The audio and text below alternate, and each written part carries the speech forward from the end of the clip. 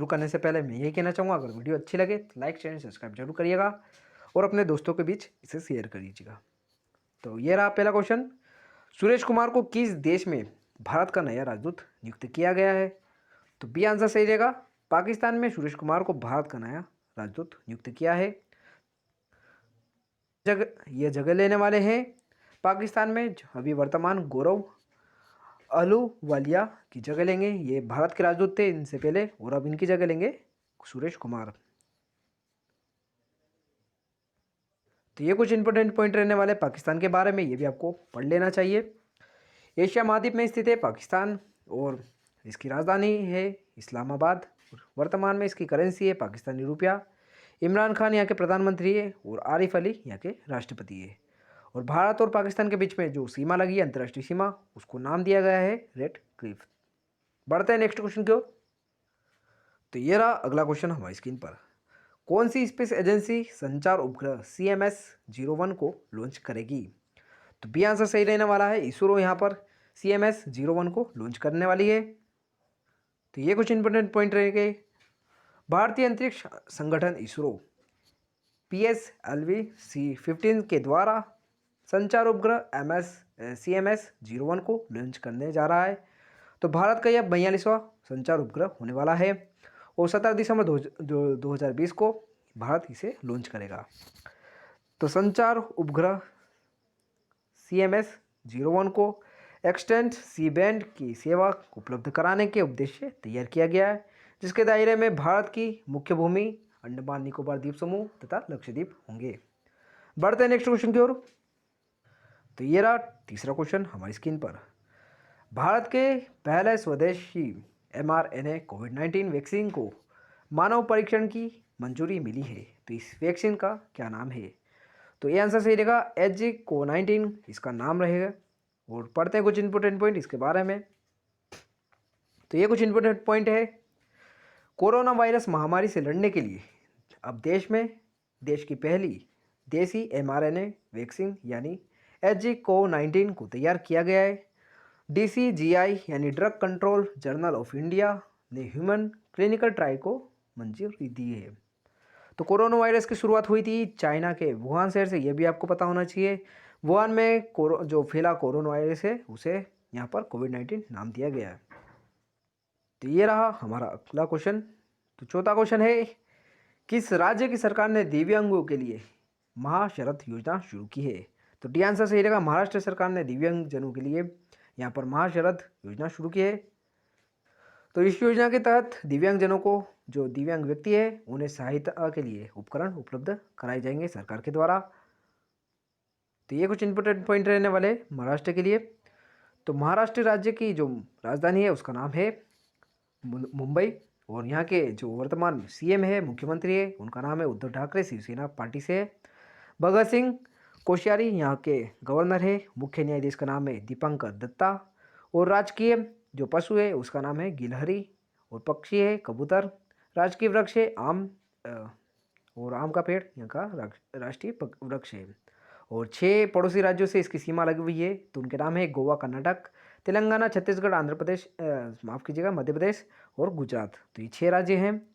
उसके अलावा लोकसभा की यहाँ की सीटें हैं 48, राज्यसभा में 19 सीटें और विधानसभा में 288 सीटें हैं।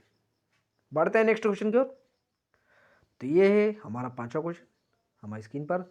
अंतर्राष्ट्रीय सार्वभौमिक स्वास्थ्य कवरेज दिवस कब मनाया गया? तो 12 दिसंबर को यहाँ पर अंतर्राष्ट्रीय सार्वभौमिक स्वास्थ्य कवरेज दिवस मनाया गया है। तो ये कुछ इंपॉर्टेंट पॉइंट है, ये भी आपको पता होना चाहिए। इस दिवस को मनाने का उद्देश्य स्वास्थ्य सुविधाओं को हर किसी व्यक्ति के पहुंच के दायरे में लाने की आवश्यकता के बारे में लोगों को और संस्थाओं को जागरूक करना इसका उद्देश्य है। और अंतर्राष्ट्रीय सार्वभौमिक स्वास्थ्य कवरेज दिवस 2020 की थीम रही है health for the all the protect everyone, ये इसकी थीम है, ये भी आपको याद होना चाहिए। इसके अलावा जो दिसंबर महीने के कई दिवस परीक्षा में पूछे जाएंगे, तो उसके लिए मैंने ऑलरेडी वीडियो तैयार रखी है, तो डिस्क्रिप्शन में लिंक है, आप उससे देख सकते हो। बढ़ते हैं नेक्स्ट क्वेश्चन की ओर। तो ये रहा 6वां क्वेश्चन हमारी स्क्रीन पर। Let's use dream the path to better future. तो ये पुस्तक किसने लिखी है? तो ये आंसर सही रहेगा। पोप फ्रांसिस ने यहाँ पर ये पुस्तक लिखी है, the path of the better future. तो ये आपको याद रख लेना है।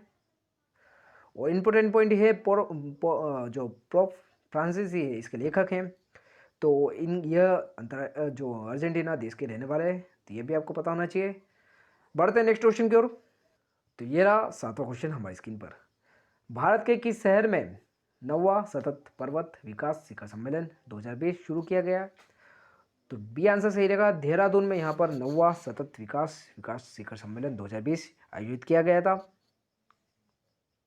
तो ये कुछ इंपॉर्टेंट पॉइंट है इसके बारे में। इस सम्मेलन में हिमालयी क्षेत्रों के विकास और समस्याओं के जो मुख्य समस्या है उनके रूप में चर्चा की गई। तो देहरादून जो कि स्थित है उत्तराखंड राज्य में, ये आपको पता होना चाहिए। और इस शिखर सम्मेलन का जो आयोजन किया गया था वो 11 दिसंबर को विश्व पर्वत दिवस मनाया जो जाता है उस दिन इसका आयोजन किया गया था।